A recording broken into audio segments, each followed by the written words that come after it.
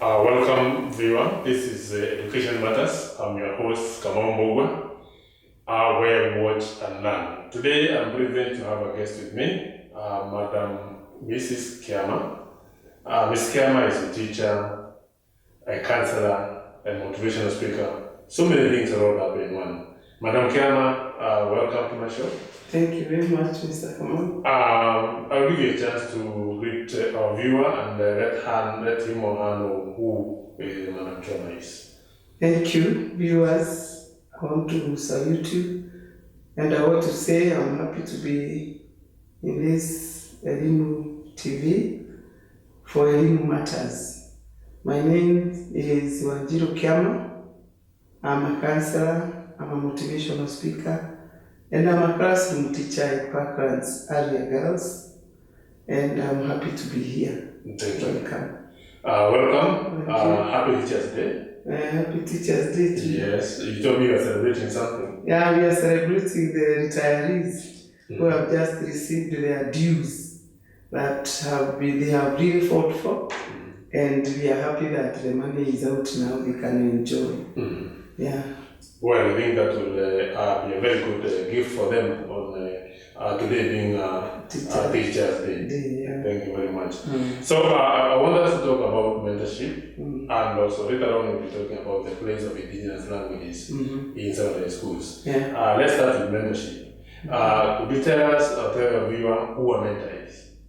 A mentor is that person who, especially the youth, feel that they want to be like them, they inspire them, they encourage them, they would like to be them.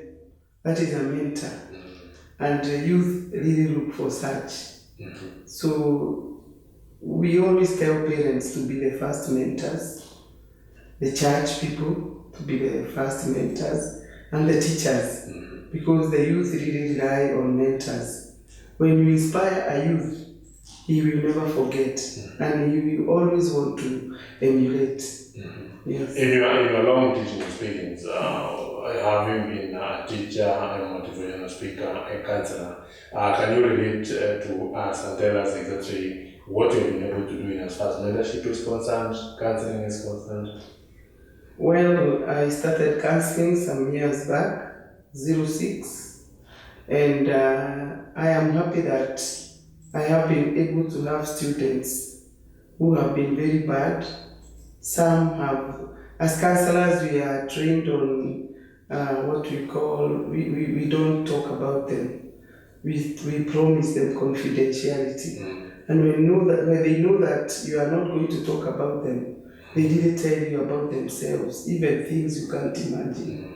And I'm happy to say that I have girls, because mostly I've taught in girls' schools, who were very bad as lesbianism. And to date, they are upright women, they are married, they are happy, and when we meet, we share a cup of coffee happily. They have changed, and they have always wanted me to be their mentor. In fact, this morning I got surprised in my school after I gave a talk, and a Muslim girl followed me and told me, I want you to be my mentor. Are you saying our students have gotten to the point where they know they need a mentor and they're actually going to request for mentorship? Yes. Wow. That's like this morning I was talking in my school about self-awareness. And so when I talked to them and gave them the example in the Bible, the 4 lepers who were aware of themselves that they need to live despite the leprosy, and they walked into the enemy's camp, and God made their feet to roar like a battle, and they were able to get into that battle camp, and the enemies fled. They ran away, and they were able to get what they wanted. So I was telling the girl, it doesn't matter whether you get a D, you only need to add that D another stomach, and then it becomes a B. After some time, you give it a cross, that is a B plus. And so they were encouraged, and that one just came and told me, Malim, I want you to be my mentor. And surely I'm going to be a mentor. That's encouraging. And many others. It's even encouraging that you are saying you seem to be anchoring your mentorship on spiritual Christian background, and these students you're saying is a Muslim. Yes. We did learn. Yes, because I always put and tell them, I call my God, I'm a guy, Kikuyu. Wako anaitwa Allah. That's a power that we should respect, we should fear, we should wait upon. So it goes concurrently, because we all need to know that there is a higher power that takes control of us. And when we please that power, then we are in the right path. I've listened to you in some other avenues, and I've heard you talk about the validation, something validation, like causal validation, something, or formation or something. What is it all about in as far as the youth seeking endorsement or kind of from other people? Well, I've been talking about the people we want to bring about starts from the home. And so the parents are the first mentors. And when we do the opposite, of course the children will learn from us. Most boys learn drinking from their fathers. And some mothers are going to an extent of even having relationships and letting the children know. So the girl, we also want to have a relationship. So I've been telling parents they are the first mentors, and mtoto mleavyo ndivyo akuavyo. So it is good to direct them into the right path, because mostly parents wengi wamepotea njia, and we are working hard to talk to them and make them come back to the pipeline and teach their children what is expected, because God will ask them. Now I would like to know, as we gear out of this, I would like to know, is the mentorship or mentoring happening and taking place as it should in secondary schools especially? Especially in secondary schools, teachers have pulled up their socks. And let me talk of my school, because that is what I see. Hard work. If you show students you are hardworking, they work hard. And I've seen in my school teachers coming to teach at 7, others coming to, and they are not paid. See, they are kulipwa, kujitolea.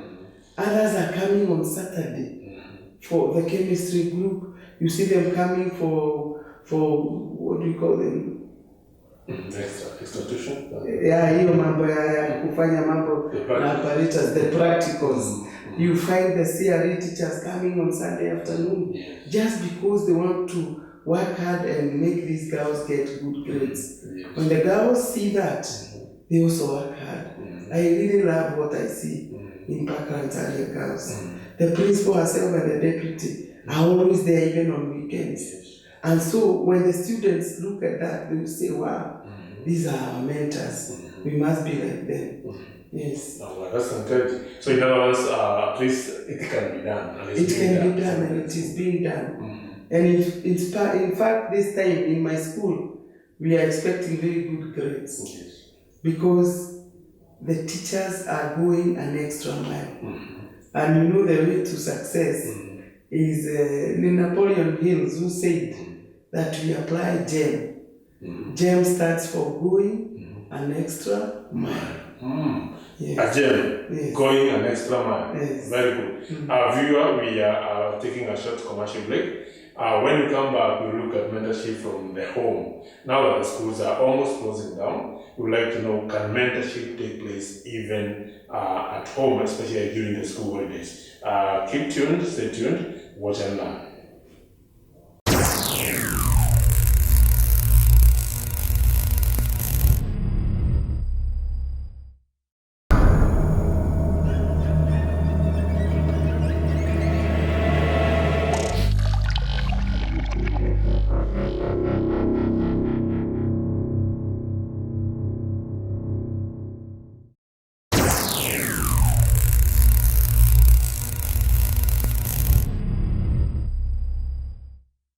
Welcome back. This is Education Matters on the Room TV. I'm your host, Kiama, with my guest, Madam Kiama, a teacher, a counselor, and motivational speaker.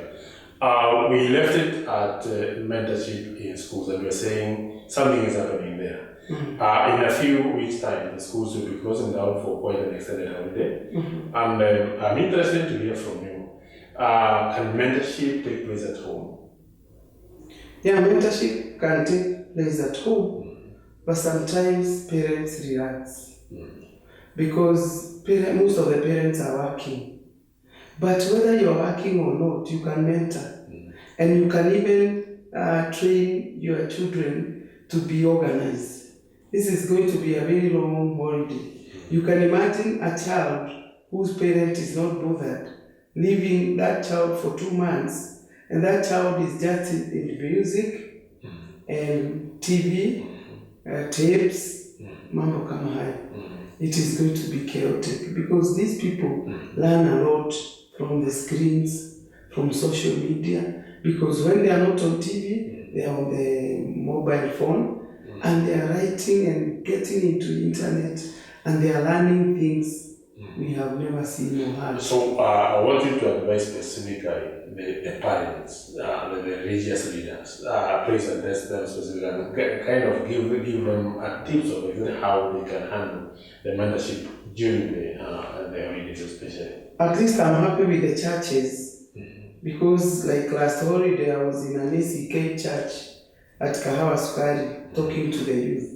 So the church is organizing seminars for the youth.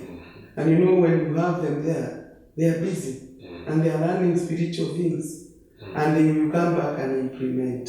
So the churches so far, I want to recommend them. I remember a church in Bahati called Apostolic Faith Church. They took all their youth to Gilgil for a whole week, and they invited guests to speak to them on different matters. And in fact, I was one of them, and I went to talk. You were one of the speakers. Yeah, I went to speak to them, and they had very many questions. I was imagining when those young people go home and implement what they have learned, homes you have peace. But there are other parents who don't care. They are just busy. They leave at 8, come back at 8 or 9, say they are tired, they don't even check on their assignment. But those keen parents will make sure they leave a program. And I've been giving a program to the students over the holidays, that when you wake up, don't just go to the TV. Help with the household chores. What is the intervention that you recommend for that really challenged parents who really would like to do it, but he has almost good reason? I don't want to sound like I'm doing apologetic or that, encouraging him, but I really want to look at this particular parent who, for one reason or the other, seems to be quite caught up in work. What is the advice for that parent? That parent should only give, almost all schools give holiday assignments. Yes. So this one also makes the young people busy. So the parent here can help by saying, umemaliza gani?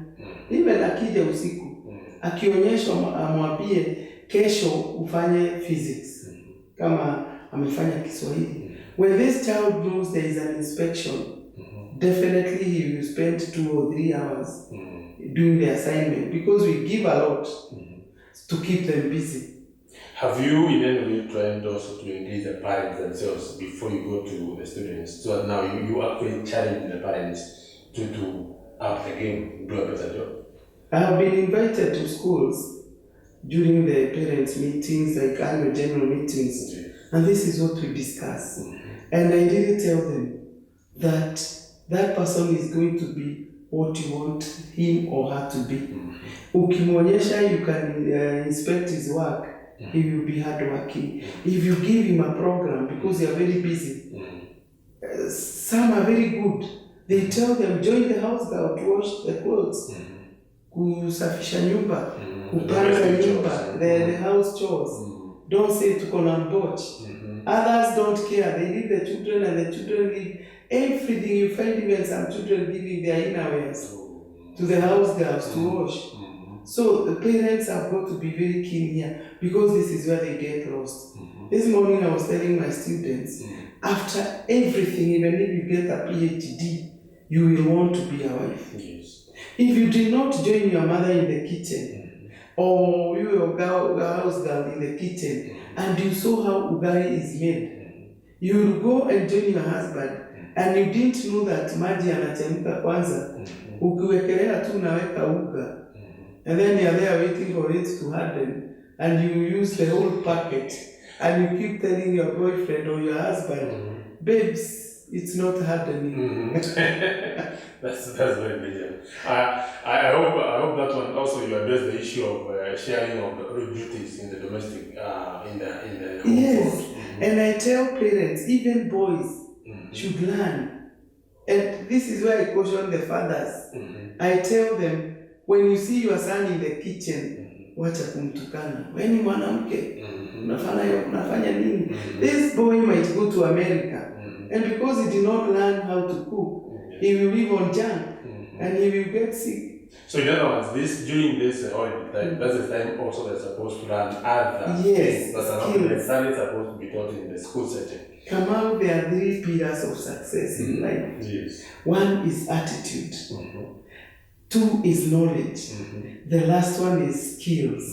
Come on, please. How you say it? Attitude is number 1. Yes. Number 2 is knowledge. Yes. You have to read a lot to be successful. Yes. Because if I want to do poems, I have to read books on how poems are written. So I get knowledge. Number 3, if you want to be successful, learn skills. Like now, if a door breaks in my house, I know how to mend it. I don't do it for my husband. I've learned. So women should learn the skills, the small skills in the house. We should teach the children also. Like cookery is a skill. Sewing is a skill. And I see some girls. This is a girl, she's in a navy blue skirt. Ameshona na white. Unajua huyo hajafunzwa. Yes. Hata kama hafanyi science, the mother is supposed to teach us the basics. So these skills, they make you successful. Because when you are a boy and you go to America and you hear your friend saying he has never made ugali, you'll be very proud to teach him because you learned. So it is very important to mentor them all around. So now you are suggesting therefore that during the holiday, that's when now they should be mentored on some skills they are not likely to learn in school. Yes. And they should be very friendly to the house girls in the house. Yes. These people know a lot. So what advice now do you give specifically to the students themselves so that now they become more receptive and warm to the mentoring sector to happen? When we are doing counseling, we learn something called UPR, unconditional positive regard. And I try to instill it to the students. Come again? UPR is unconditional positive regard. That even if I see a madman there, I know he's a human being. And I'll take him as a human being. So if a house girl comes to our place, and I know she's not learned, if I apply UPR, I'll never see her as a house girl. I'll see her as a member of our family, and I'll be able to learn from her. They are the same with the house, the shamba boy. Boys, they should learn how to kneel. They should how to till the ground. To till, kukata nyasi ya ng'ombe, and then you'll be a full man. Yes. So you are now challenging them to apply that, especially the UPR, when during the school holidays, when they have a chance to interact with various people, members of the society.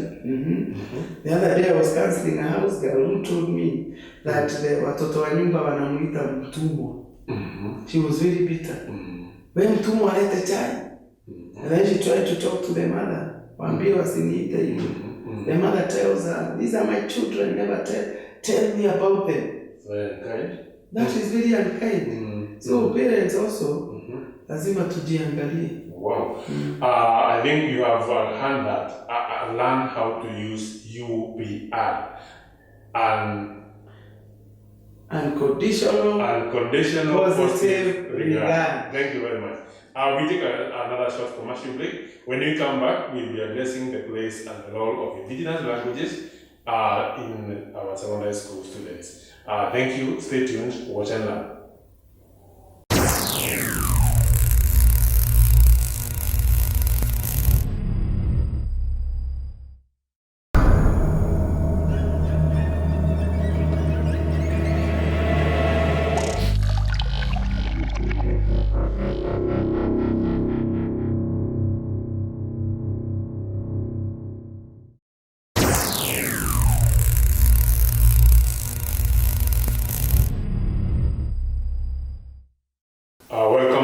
This is Education Matters, where I have my guest, Madam Kiama, a teacher, a counselor.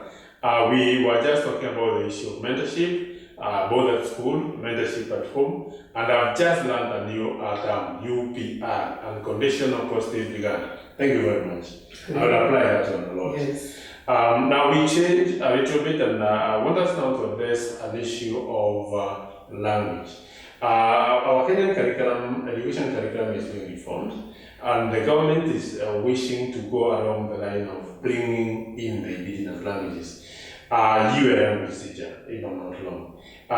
Would you like to mention, are we on the right track? Are we doing the right thing by thinking of bringing them in our schools? That would be very nice, and that is good, because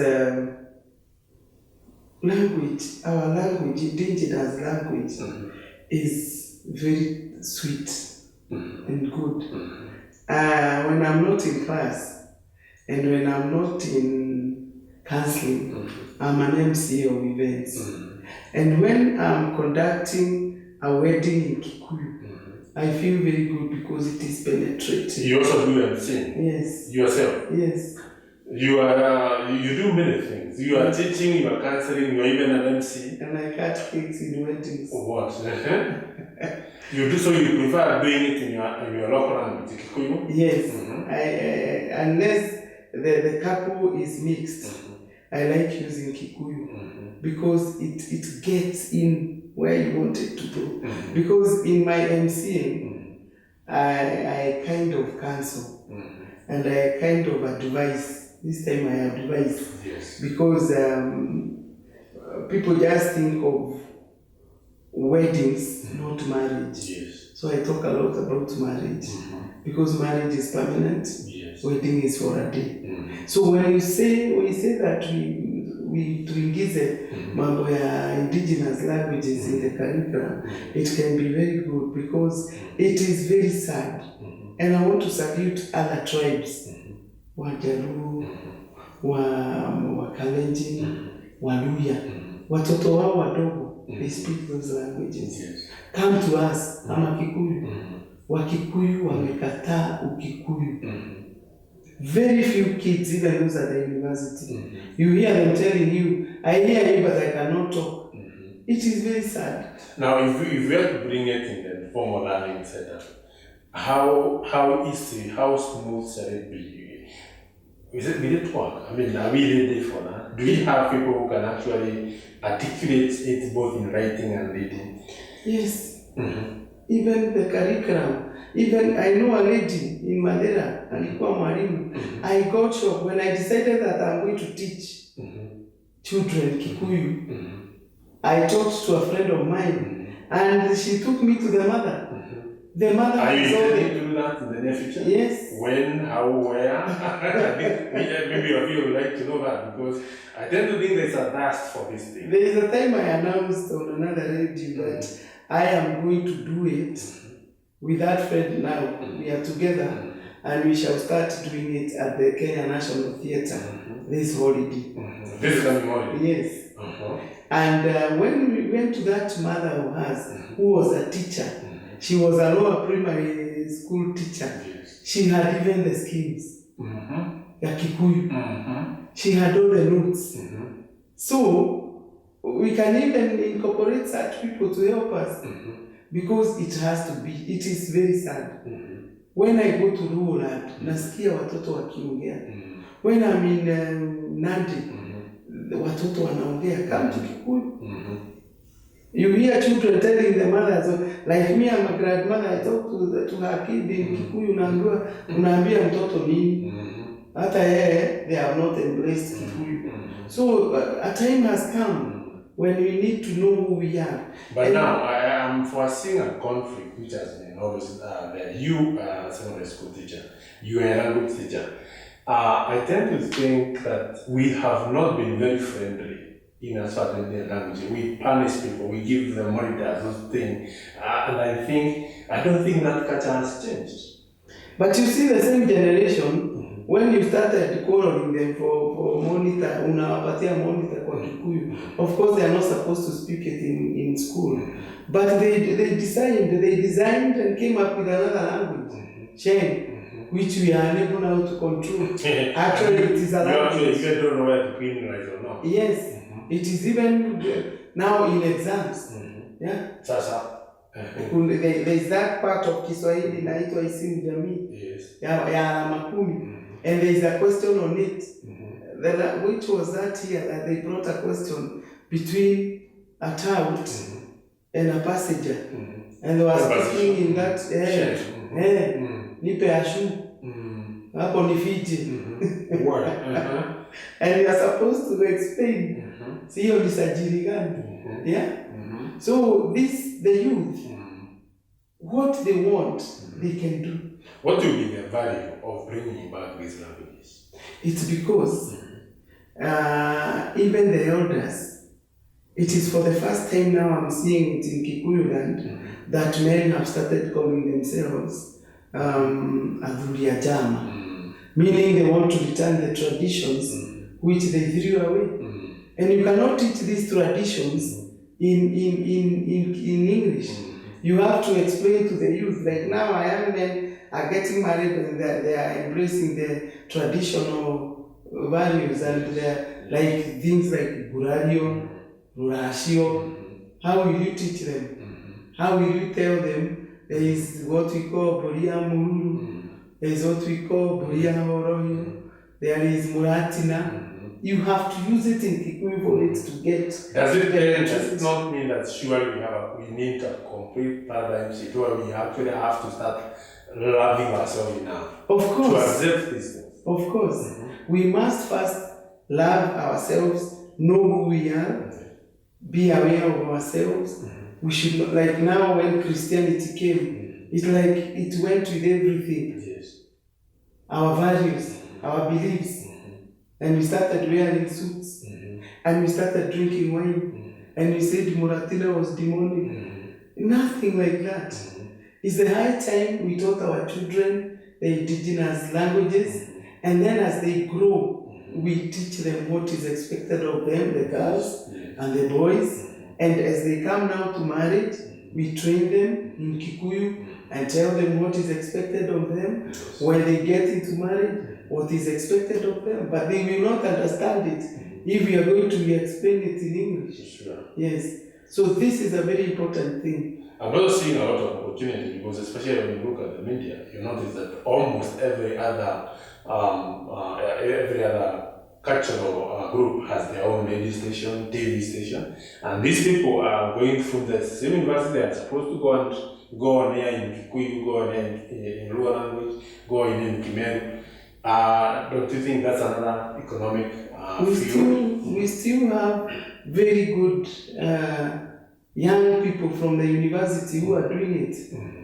If you look at a radio like in Oro, the girls are very young and the boys, and they do very good Kikuyu. We should do that. Hata hii TVN uwe na wakati wa Kikuyu. So that I think I'll talk to management. Yes, tell them there should be a Kikuyu session. Invite a man like Iguka, Aguka or Ashosho to come and explain. There is a day I went to Mukami Kemadi's home and I met now the original Mau. Yes. And what I learned from those men is a lot. Okay. Our time is running down. I want to be fair to you. Please address our viewer and let the viewer know where he can get you or where he can get you. And in as far as your other private business are concerned. Yes. Okay. When I'm not in school, like the holidays, I do counseling. I'm at Ruprani House, second floor, room 212. That is where you find me. And that is my office. I call it Miracle Events because it is purely a miracle event office. And that is where you come to book for MC and cake matron or motivational speaking. And we are quite a number. I have people there. And I talk to students. Most my clients are students. Because they have very many problems. Yes, you can give your number. And you want to get me, my number is 0722 822 928. Repeat, please. 0722 822 928. Wanjiru Kiama is my name. Okay. Thank you very much, Madam Wanjiru. Yes. It was my pleasure having you as my guest. I really value what you had to give, and I strongly believe that our viewer has learned and benefited. Yes. Especially on matters surrounding mentorship, as well as the role and the place of the indigenous languages. Viewer, keep watching here on Adimu TV, Education Matters, where you watch and learn.